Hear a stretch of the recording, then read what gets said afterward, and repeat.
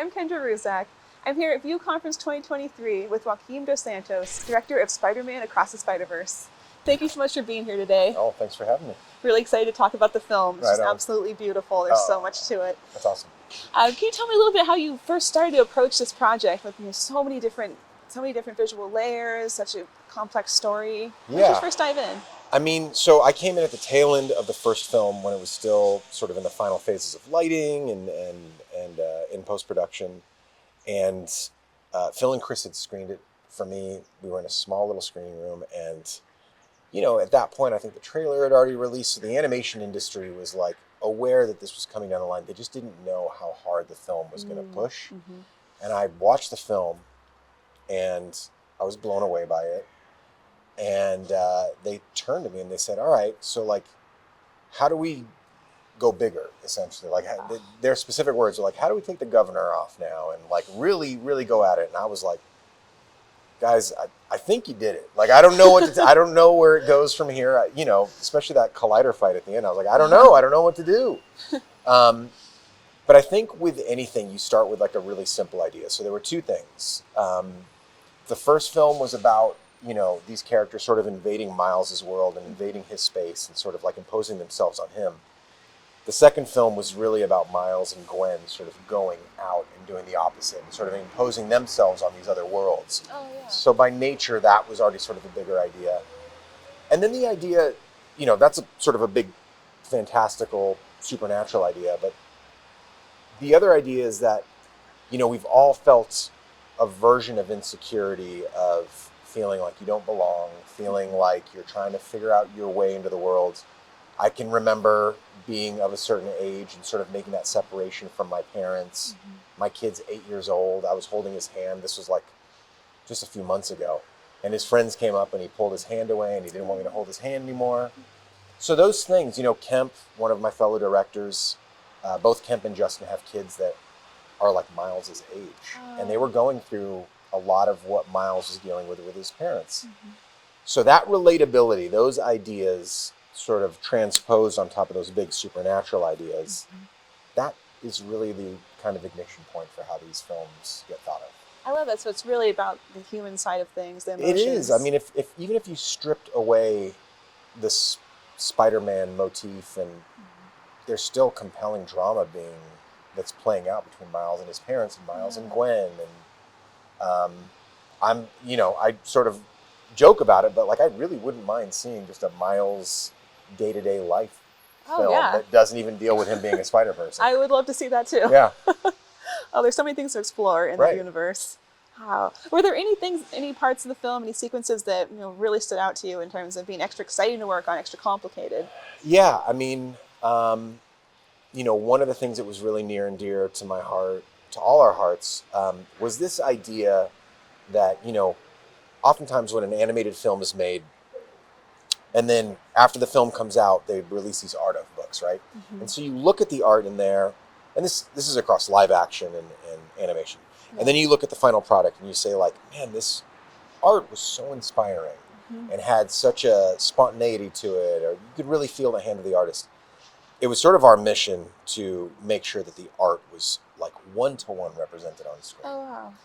Yeah. So that idea was really, really exciting. And I think one of the places that it came across really well was in Spider-Man 2099's world. And we were paying direct homage to amazing concept artists like Sid Mead and Ron Cobb, and seeing sort of the pencil strokes first, and then the marker comps, and then the more fleshed out line work sort of build up as things dipped off into perspective.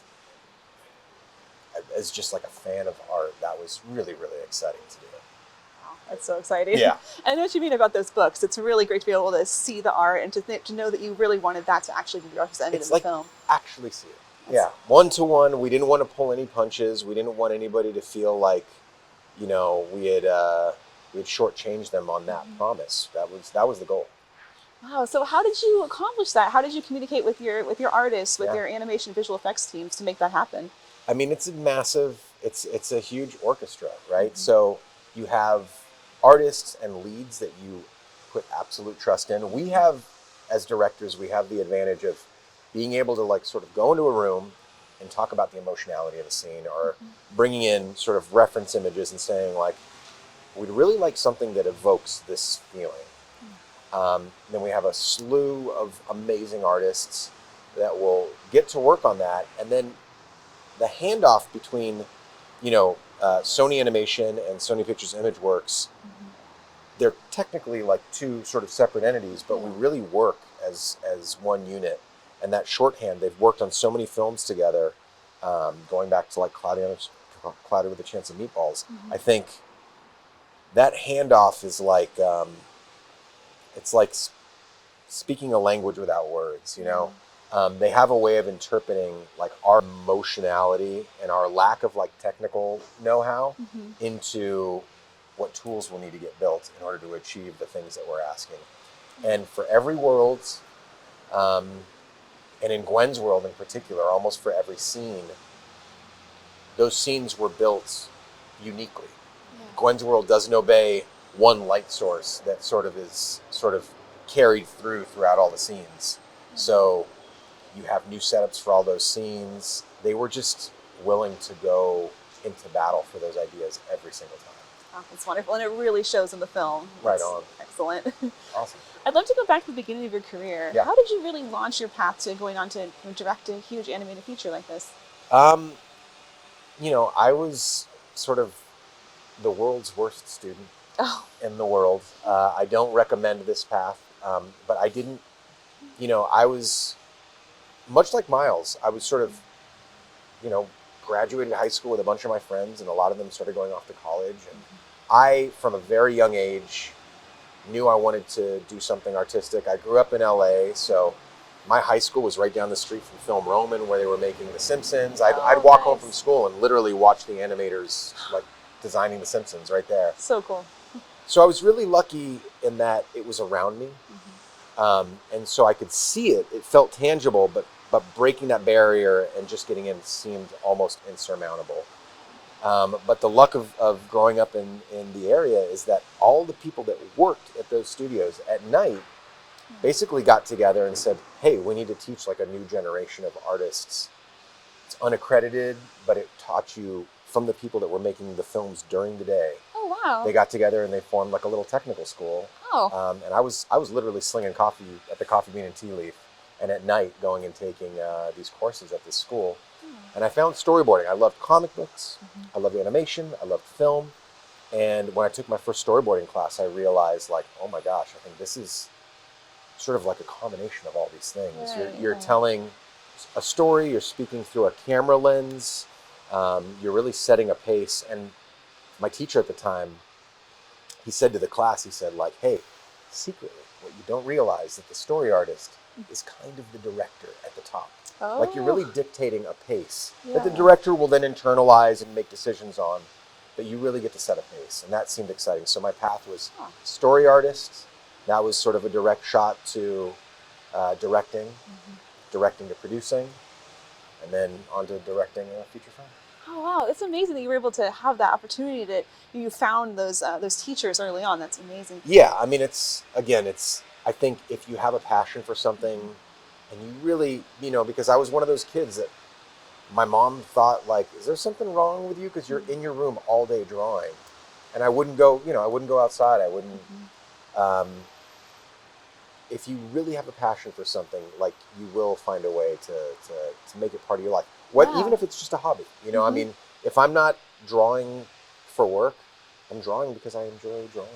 That's so great to hear. Yeah. And what advice do you wish you had known when you first started out? To appreciate the process. I think not to worry so much about what's around the corner, but to really like appreciate and do the very best at what's right in front of you. When you're younger, you're always thinking about, all right, what's my next move? What's going to be the next thing that's going to get me to the thing?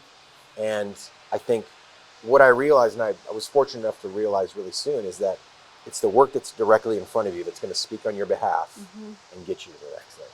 That's great advice. Right on. Thank you so much for being here. Oh, it's my really pleasure. Appreciate it. It's so great to chat with you. As well. Well, thank you so much. And make sure you check out the rest of our content from View Conference 2023.